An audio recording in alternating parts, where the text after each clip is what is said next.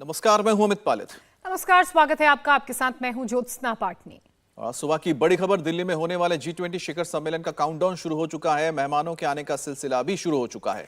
G20 को लेकर सबकी निगाहें भारत पर टिकी हुई हैं और होना भी ऐसा ही चाहिए, क्योंकि भारत इस बार G20 का अध्यक्ष है और भारत में ही सारे अलग अलग जो G20 के देश हैं उनके राष्ट्राध्यक्ष और प्रतिनिधि पहुंचेंगे। 9 तारीख से शुरू हो रहे समिट से पहले विदेश मंत्री एस जयशंकर ने न्यूज एजेंसी ANI को एक इंटरव्यू दिया है। इस इंटरव्यू में चीन के राष्ट्रपति शी जिनपिंग के सवाल पर एस जयशंकर ने कहा कि कई बार G20 में कई देशों के राष्ट्रपति या फिर प्रधानमंत्री आने का विकल्प चुनते हैं, लेकिन जो भी उनका प्रतिनिधि होता है उसको उनकी स्थिति पता लग जाती है। और कई बार ऐसा भी होता है कि वो नहीं आने का भी विकल्प चुनते हैं और इसलिए उनकी तरफ से रिप्रेजेंटेटिव भेजा जाता है। विदेश मंत्री ने कहा कि इस समिट में हर कोई जो आ रहा है वो इसे गंभीरता से ले रहा है।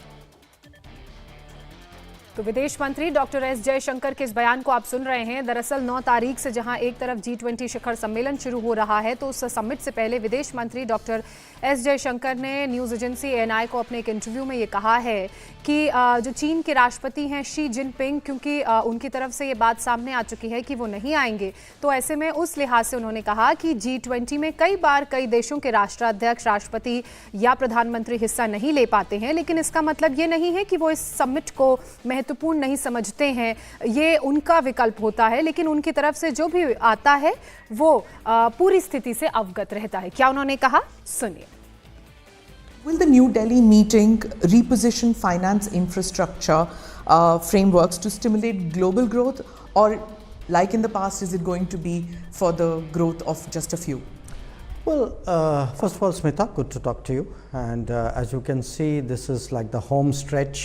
Everything is getting ready. The negotiators are negotiating. The people who are trying to get the arrangements done are working at it. So it's really at this moment very, very focused time for us. But still, I think it's important people have a sense of what is going on.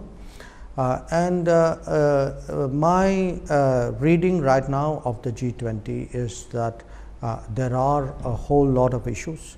Some are longer term structural, meaning that they've been discussed before, including at earlier G20s.